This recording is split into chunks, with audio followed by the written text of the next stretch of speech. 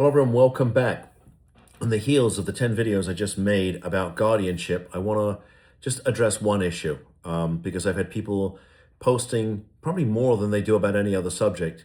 This seems to have lit a fire under some people who, I guess, who have unfortunately been the victims of, you know, for lack of a better word, a sleazy guardianship, okay, and a sleazy guardian that was appointed, and then money has disappeared.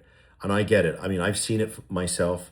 Here in Palm Beach County, we had a judge who had to resign because he was appointing his wife as the guardian, and then he was appointing his friend, the lawyer, to represent the guardian. I mean, there was all kinds of shenanigans going on. So let me just talk about that, okay? Because those are not the kinds of cases that we handle. First of all, we are filing for guardianship over somebody with the intent that a year from now, maybe 18 months from now, that we can then restore their rights. Okay, the reason we are taking their rights away, specifically their rights to decide where they live, who they spend time with, and the ability to make medical decisions, is because they can't make the decision to save themselves, right? They've spent the last however many years using drugs, suffering from mental illness, getting Baker acted, getting arrested, living a life of absolute chaos. And so, as a result, somebody has to get the authority to save them. Now, if it's not the parents and they don't end up dead, because that can happen, then it's going to be the state of Florida, either through the criminal justice system or the mental health system. And if you think things are bad now, you wait till the state steps in and effectively terminates everybody's rights. Okay, so one of the tools we use is guardianship. Now, to address some of the issues that people have had, well, money goes missing, yada, yada, yada. First of all, I don't remember a case off the top of my head where we've even had to address the financial issues, right? Where there's a pot of gold and somebody has access to it. Okay, we're not using professional guardians. We're not using a third person to come in and start taking control. Mom and dad are taking control, typically. Okay, that's number one. Number two, we're not dealing with the financial aspect of this person's life. We can do, but very rarely is that even an issue. So there's not a lot of money that can be stolen, right? The other issue, number three, and I want to highlight this, and this doesn't just apply to guardianship. This applies to all of the cases that we handle. The work that we do is designed to act as a shield, not a sword.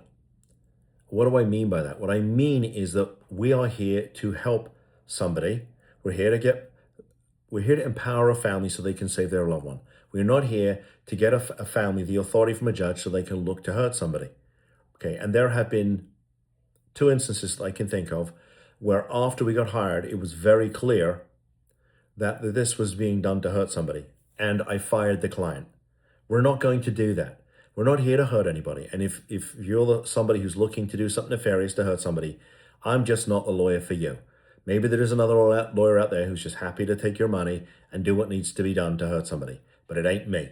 And if you hire me and then I find out after the fact that you're looking to hurt somebody, you're going to get fired.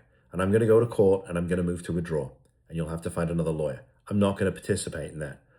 So we've had a couple of clients where we found that after the fact. I had one that I can think of now that where there was some money and it was clear to us that they were looking to get guardianship so they could steal the money. Not me. Got the wrong lawyer, buddy. And I told the client, sorry, you got the wrong guy here. I've been practicing 32 years. I'm not losing my bar license so you can go steal a bunch of money. And beside the fact, I didn't launch a business with no money out of the local library 10 years ago, so you could use me as a vehicle to steal. Okay, so I just want to make that really clear for all the naysayers and the poo-pooers out there about guardianship. When we file for guardianship, we want to come from a place of love. And the family needs to come from a place of love because we're trying to save somebody. So if that's not your goal, then I'm probably not the lawyer for you. And I'm okay with that. I can sleep at night.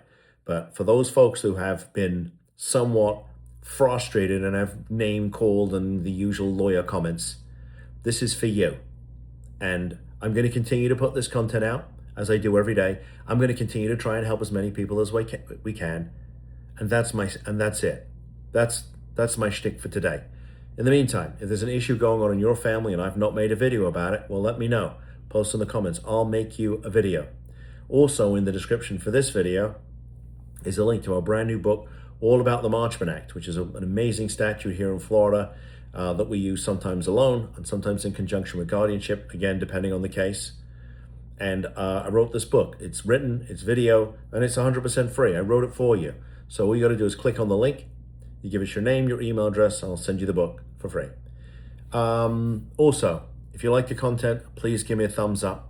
It really helps with the Google algorithm. And if you want more of this content that I make every day, please, please subscribe to the channel. And with that said, thanks for tuning in.